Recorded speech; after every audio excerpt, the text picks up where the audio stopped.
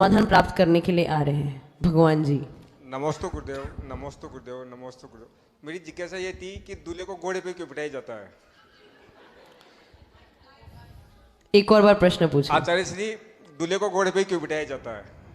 चलो, पहली बात तो भैया मैंने शास्त्र में पढ़ा है और गुरुओं से सुना है, परोक्ष में देखा भी है कि मुनिराज, देव, मनुष्य भगवान के पास अपनी शंका लेकर जाते हैं और भगवान का दर्शन करके निशंक हो जाते हैं। किंतु मालपुरा के अंदर पहला तीस है कि भगवान एक भगवान होने के बाद भी एक आचार्य भगवान से सवाल पूछ रहे।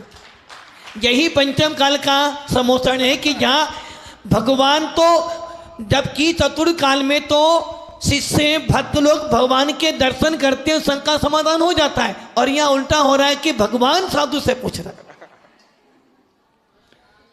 अब आपने, हाँ मालपुरा कुछ भी हो सकता है। अब इनका सवाल था कि महाराज जी आज तक जब जब भी शादी होती है दूल्हा को घोड़े पे क्यों बिठाते हैं? अब देखो भगवान जी आप बैठे, आपका बेटा भी बैठेगा, बिठाओगे ना? कोशिश रहेगी।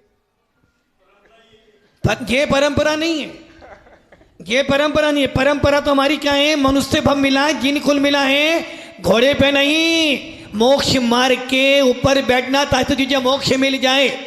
अब रही घोड़े पे क्यों बिठाया जाता है? देख बेटा, सब कहते हैं लड्डू खाए तो पछताए, नहीं खाए तो, और खाए तो पछताए। देख बेटा, तुझे बिठा तो नहीं घोड़े पर। देख मैंने शादी करी थी, घोड़े पे बैठा था, आज तक भागा जा रहा हूँ, भागे जा रहा हूँ, भागे जा रहा हूँ, भागे जा रहा हूँ, रुक ही नहीं पाता हूँ। इसलिए बेटा तुझे घोड़े पे बिठा तो रहे हैं, ये ध्यान रखना। आगे बाजा बज रहा है, सारे मेहमान काम पे नहीं, आगे हैं, अभी भी तेरे पास अवसर है, पीछे भाग जा, वरना मेरी तरह तुझे आगे ही रोना पड़ेगा। थे घोड़े पे बिठाया जाता है। और ये जरूरी नहीं है कि दूल्हा घोड़े पर ही बैठे, हाथ पे बिठाया जाता है, बग्गी में बिठाया जाता है, किंतु प्राचीन परंपरा घोड़ों की है। तो ये तो मजाक का सवाल था आपका, बस ये है कि घोड़े पे बिठाते हैं। बेटा ये घोड़ा जब स्वतंत्र होता है तो अच्छा रहता है, तो जैसी लगाम जिसके हाथ में आ जाती है ना, फिर वो घोड़ा उसका हो जाता है। वैसे ही तुझे बिठाया घोड़े पे, तेरी लगाम कहाँ पर है? कहाँ पर? बरमाला मालिक के पास है। इसलिए बेटा अभी हंस ले, आज के बाद हंस, तेरी लगाम घर होम मिनिस्टर के हाथ में आ जाएगी। ये तो पहले से ही परंपरा रही है।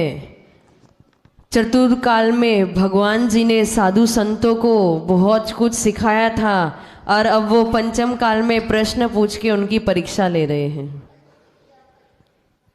ये तो हंसने की बात है, ऐसा कुछ नहीं है। केवल नाम निक्षेप से भगवान जी है, बाकी तो वो संजय जी लावा है। नाम निक्षेप से कोई फर्क नहीं पड़ता है। और जैसे आचार्य भगवान ने बताया, घोड़े पर बैठे हैं तो अभी लगाम तेरे हाथ में है, चाहे तो अभी भी दौड़ सकता है, भाग सकता है। और भाग के कहाँ पे जाओगे?